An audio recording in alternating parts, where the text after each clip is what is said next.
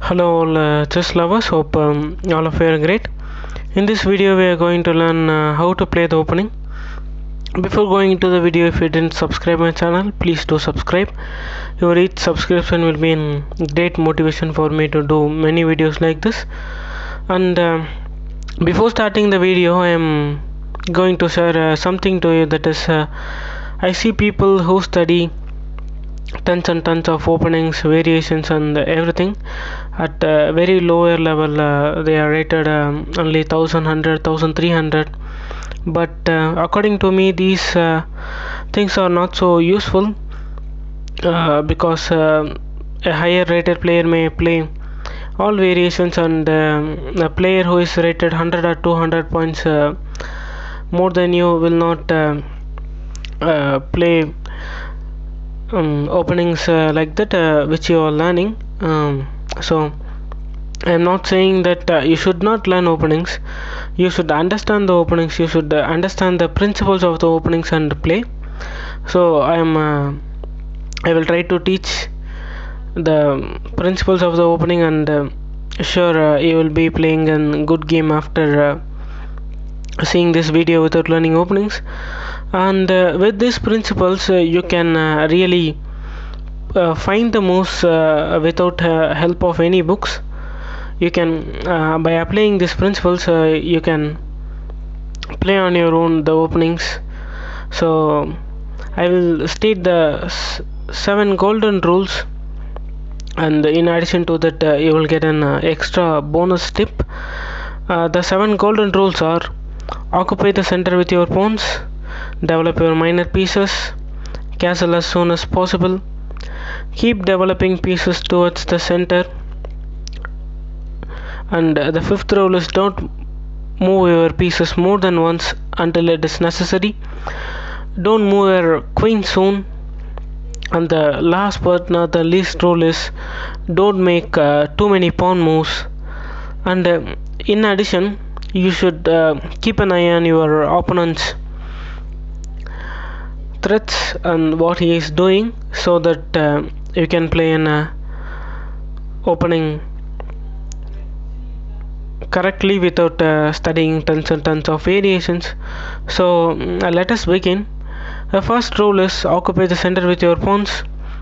This may be done with the move e4 and your opponent also should do the same if he is an experienced player. But what happens if he is not experienced and plays moves like this? He is always a move behind. He can't compensate our move, because in center our piece mobility increases. We continue to play like this. Now we have controlled all the central squares. Now black can't do the same, because d5 or e5 will not help him, sorry. And now he has nothing to do with it. Now let's say he goes even worse by playing this moves like h5. Now this also he can't do anything. We will be acquiring an large positional advantage, the lead in development. Okay, we have done everything. We have moved our minor pieces, we have castled. Now black doesn't do anything. He is really in a pity position. So you should follow the principles. This is an example what you will get when you don't follow the principles. Okay, the second rule is develop your minor pieces. Now let us say black plays e5. Now you should develop your minor pieces like this. And the third rule is castle as soon as possible. Now white is following the rules as well as black. Now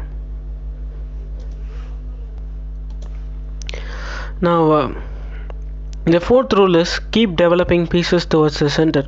That too exert pressure. Both sides are playing well, they are all following the rules properly. And now we are going to develop the piece towards the center.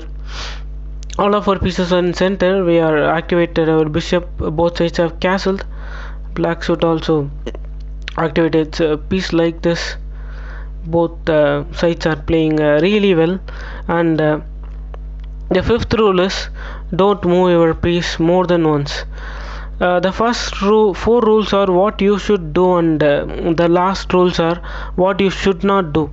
The last rule is, of course, what you should do. You should always keep an eye on your opponent's plan. Now the fifth rule is don't move your pieces more than once. If you move like this, then you will not get anything. We can easily kick out the knight on b4. So moving the piece more than once gives us nothing. While white made 3 moves, black made only 1 move. This is an really nice example of this rule. Don't move your pieces more than once, and don't move your queen soon. This rule is based on the fact that your queen is most prone to attack when it is moved so quickly. Before developing your minor pieces, if you move your queen, then it will be not good like this, because your queen may be trapped soon like this. Now the queen is under attack on h4. After this, h5, n into d5, h4, queen h3 is an only move. After this, d6 traps the queen. So this is a good example for don't move your queen too soon. And the seventh rule is don't make too many pawn moves. Making too many pawn moves is also an mistake. Let's see what happens if we make too many pawn moves. White is developing towards the center. Black is making more pawn moves like this. 1 or 2 pawn moves is fine, because we should open the lines for this 2 bishops. So making only pawn moves will not give you anything. Now black continues to do the same mistake. So white have developed all his minor pieces except this bishop on c7, sorry, c1.